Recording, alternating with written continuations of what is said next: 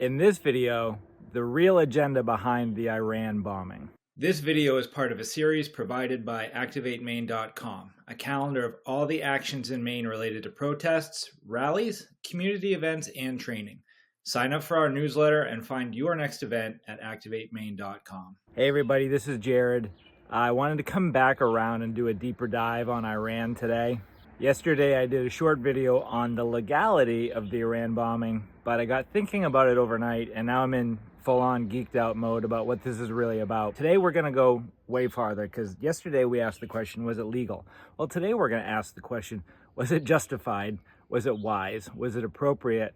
And what's it really all about? So was the attack morally justifiable and was it strategically wise? I think the short answer to both of those questions is no. This administration has said that the bombing was about reducing Iran's nuclear capability to protect Israel and to protect the United States. And I think if we dig in, we realize that that doesn't really hold up. Certainly Iran has nuclear ambitions, and their desire to have a weapon would be something that should give us pause. The problem in this situation is there's absolutely no evidence that they were on the verge, days away from having nuclear capability.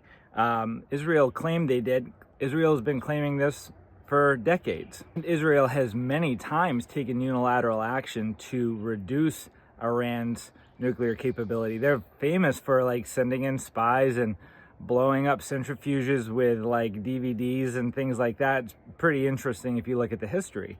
The problem here is that we have now stepped into a world where we're dropping bombs on Iran, which is no small thing. In fact, taking unilateral military action in Iran, I think is dangerous militarily and politically and geopolitically. This isn't launching missiles into Syria. This isn't even invading Iraq in 2003. Iran is a regional power with long-standing ties to Russia. They control the Strait of Hormuz, which literally they closed yesterday in response to this attack, where something like 20% of the world's oil flows through that strait. This is not just something that you do on a whim, and it feels like that is what Donald Trump did. One of the things that should disturb all of us is that his own director of national intelligence, Tulsi Gabbard, came out and said publicly recently that that the U.S. intelligence community has no evidence that Iran was on the verge of having this capability, this nuclear capability. And when a reporter confronted Trump with that, his literal words were, "I don't care what she says." And this is a problem. This is why we have a long-standing tradition in America of people staying in their lane. Presidents are stewards of a sovereign national authority, a national power. And you have a career track for people who study the history and study the politics and study the geopolitics of these regions, and they are the experts, and they give advice to presidents who then take that advice and make well thought out decisions. And it feels like what happened here is Trump rushed to get involved in this situation without building any real public case for intervention. And I understand that dropping bombs is different than putting troops on the ground, but this situation could very quickly become that. And our country has a long history of making the case and creating multilateral cooperative alliances before we take these kinds of actions, right? And at least running it by the United Nations and getting on the same page with other countries.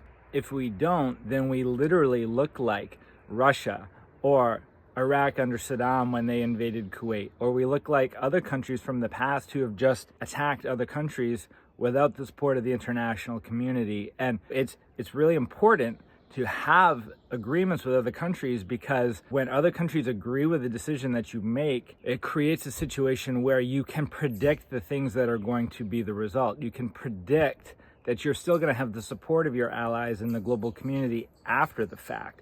When you just go off half-cocked and drop bombs on a country, the two countries who did this action are the United States and Israel.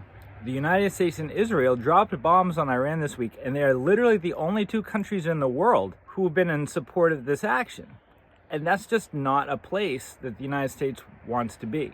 morality aside, let's look at this from a strategic lens and zoom out a level. The fact of the matter is that some of you have heard of this thing called Project 2025.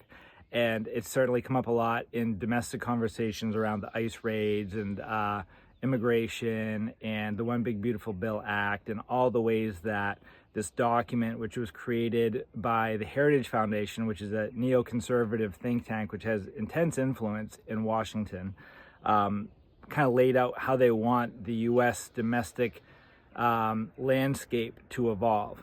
They talk about foreign landscape as well. And you can go online and you can search up the document, the Project 2025 document. It's 900 pages, like I did this morning. You can read where Iran specifically has its own section. You can see what Project 2025 would like to see done in Iran. And it is fair to say, I would actually agree with this assessment, that the Iranian government is probably as weak as it's been since 1979. Since the Iranian Revolution that created the theocracy that rules there has been in place, the government hasn't been militarily or economically weaker than it is right now. And the way Project 2025 sees it is this is the time to increase economic and military pressure on Iran to topple the government. It's 100% in their document. It would serve a strategic purpose if the goal of the United States is to preserve U.S. hegemony and to continue to kind of treat the Middle East like we have for 40 years as this sort of grand chessboard, right? Where we're thinking of the Middle East, and we've thought of the Middle East as spaces on a chessboard where we're playing chess against Russia and China. And it explains why we went to Iraq, why we went to Afghanistan, why we went back to Iraq, why we've been involved in things in Syria and Libya, and Iran is another piece of this. It's part of the neoconservative plan to counter China.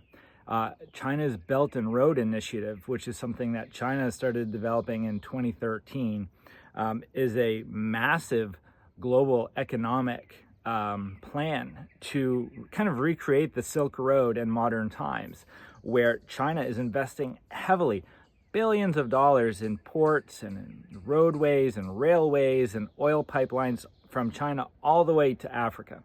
And Iran is an important stop along that Belt and Road Initiative. So this is 100% part of a broader neoconservative agenda, just like our intervention in Afghanistan and Iraq was.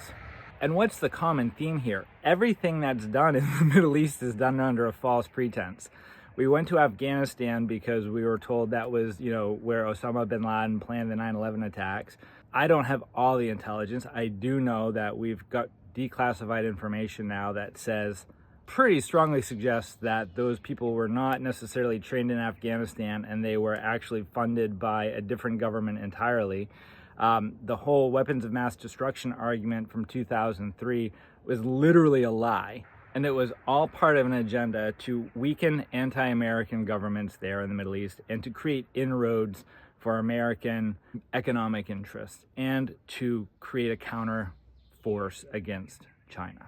The irony is that, Trump's base voted for him because they saw him as the opposite of someone who was going to implement more of this globalist agenda, right? The whole America First conversation is about bringing our interests home and focusing on home. And literally they are just basically, without even realizing it, I think, part of a domestic force that is being used to promote this agenda through very crass and very aggressive political tactics here at home. That's why you're seeing these confusing messages about regime change in Iran when Hegseth and Rubio and Vance come out and say this isn't about regime change, and then Trump goes on Truth Social and says it's politically incorrect to talk about regime change, but if it would make Iran better, why not? This is where this will go.